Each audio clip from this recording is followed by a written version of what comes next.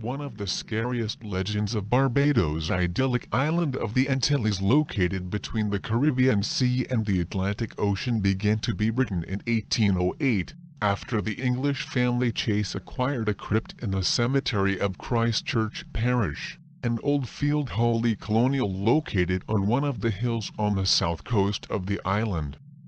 The pantheon, incidentally, was sealed by a solid marble door, and had been built underground in 1724, and already had a body lying inside, Mrs. Thomasina Goddard, who had been buried there in 1807, a year before the crypt was bought by the Chase family.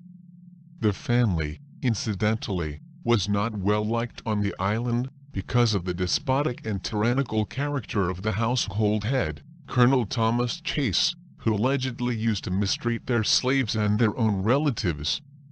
In 1808 the cemetery was opened again, to receive the body of the daughter of Thomas Chase, Mary Ann Chase, 2 years old, who was buried in the crypt in a coffin heavy lead. In July 1812, he died with his older brother, Dorcas Chase, who would have been left to starve in his room, because of alleged ill treatment of his father. When the crypt was opened to let the coffin inside, attendees could see that Mary Ann's coffin had been moved into a corner, while Mrs. Goddard was on the opposite wall. He immediately proceeded to place again the coffins in their respective places, and closing the grave again. In August 1812, a month after the death of Dorcas, it was Colonel Thomas Chase himself who died apparently by his own hand, being buried in a coffin, as heavy metal 100 kilos had to be moved 8 men. When the huge slab of marble crypt, to enter the coffin of Thomas Chase moved, all present were surprised. The coffin of Dorcas Chase was mysteriously upright and against one wall, while the coffin of small Mary Ann had moved toward the wall.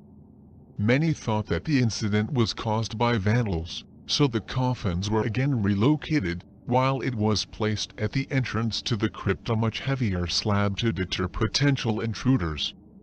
All these events are apparently forgotten until 1816, when another member of the Chase, Samuel Brewster Ames Chase family, was also buried. However, these did not have to wait long to find another grim discovery. The coffins of Colonel Chase and their children had been removed from their niches and placed face down on the floor, leaning against a wall. At that time the grisly reputation of the Pantheon Chase began to spread throughout the island of Barbados.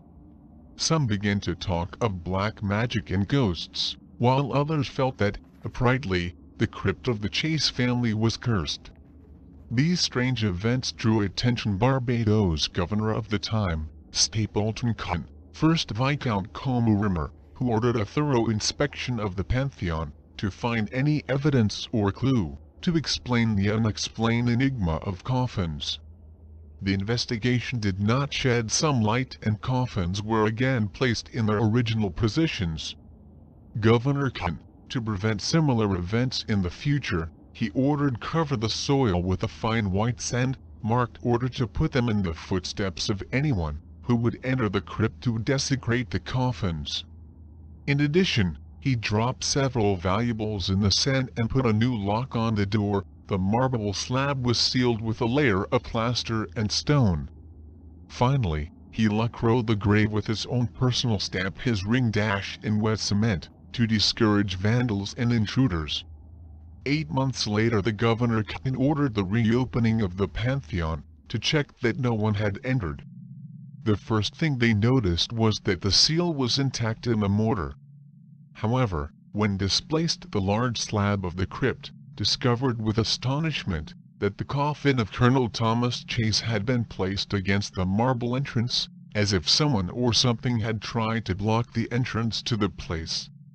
Officials took a long time to move the slab completely, and when finally they did, found that the rest of the coffins were moved again.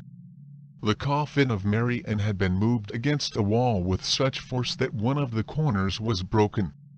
The Dorcas, meanwhile, was broken and one of his bones sticking out, while the other coffins had been placed on the floor, standing and upside down. However, for astonishment of all present, the coating of white sand on the floor was intact, not the slightest trace, and all valuables that had been left there were in place looked. In addition, there was no trace of floods, not to mention that it was totally impossible that anyone could have escaped the Pantheon with a large coffin blocking access. In 1819 was the Mosina Clark, who was buried in the Pantheon of the Chase family, and when the vault was opened, it was discovered again that all coffins were misplaced. Governor Nathan Lucas, who entered the Pantheon to check this fact, reported that examined the walls, the arch and the vault. It was equally ancient. A bricklayer, in my presence, carefully hit the ground with a hammer. It was solid. I confess I cannot explain the movements of these lead coffins.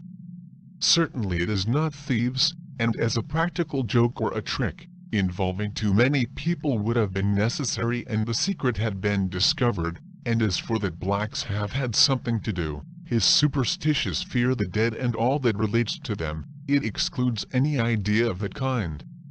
All I know is that it happened and I witnessed the fact. Famed case of coffins moving alone on the island of Barbados with even Great Britain. The famous writer Sir Arthur Conan Doyle, creator of the legendary detective Sherlock Holmes, after learning the details of the case, ventured that supernatural forces had marched in protest for having made the lead coffins, as this prevented the rapid decomposition of corpses. The only certainty is that some years after the authorities decided to empty the vault of the Chase family, and move all the coffins to a new location. The Chase Pantheon still exists today, and continues to sow fear among visitors, who have the courage to look out at the bars of his left door.